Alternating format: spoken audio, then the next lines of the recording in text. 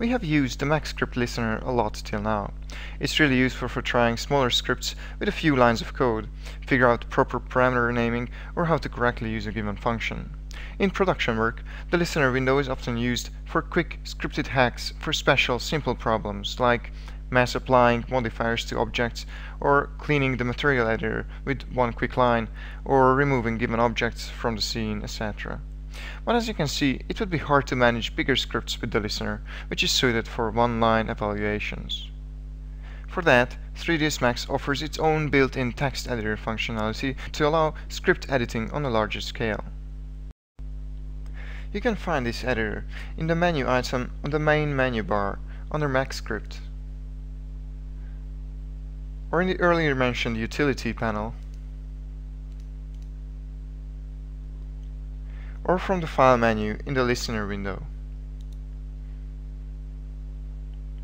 Let's open a new script and see how this editor works.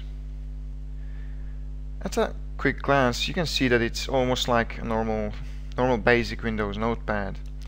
You can save or load files, do some basic searches for text, undo, redo, copy or paste. But you can also evaluate all, which basically evaluates all the lines in the script. In this edited script, it basically evaluates the whole script at hand. So far we have used scripts that are really simple, just lines of code evaluated one after the other. They each did something, but their functionality is not really interactive. We write the code, run it, and there you have it. The script didn't have any user interface to allow fiddling with its different parameters, nor could we put this script into the default 3ds Max interface to allow easy access. There is a certain script type that allows exactly that, extending the basic Max interface with our own functionality. Macro scripts define an action that we can install into Max. When we evaluate a macro script, instead of it being run, it's only installed into Max, becoming part of the default list of Max actions. Thus, we can put its icon on toolbars, include it on quad menus, assign a shortcut key to it, or anything like that. Macro scripts are special, since their evaluation doesn't mean the script is actually instantly run, it's only installed into Max as a plugin. Most of the default 3ds Max buttons are actually scripted macro scripts. The syntax of a macro script is not so different from the syntax of a normal script that we have written before. The only difference is that we have to tell Max that the script we have at hand is in fact a macro script. To do that, macro scripts have to start with a header, following the macro script header conventions. So it would look something like this. When Max evaluates the script, it finds the first word macro script. Based on that, it will know that whatever comes in the next block is to be a separate action that we define. The my script name will be the action's name.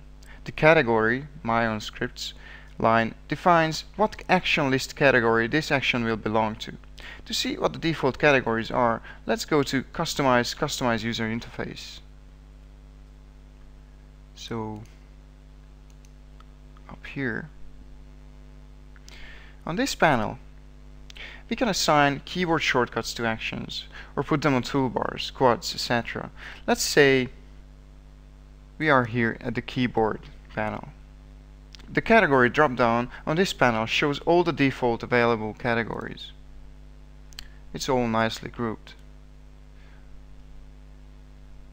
Like all the editable mesh object commands are under the category editable mesh object, or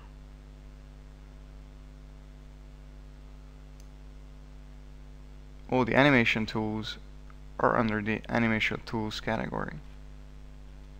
Creating our own category is as easy as assigning a new category name to our macro script.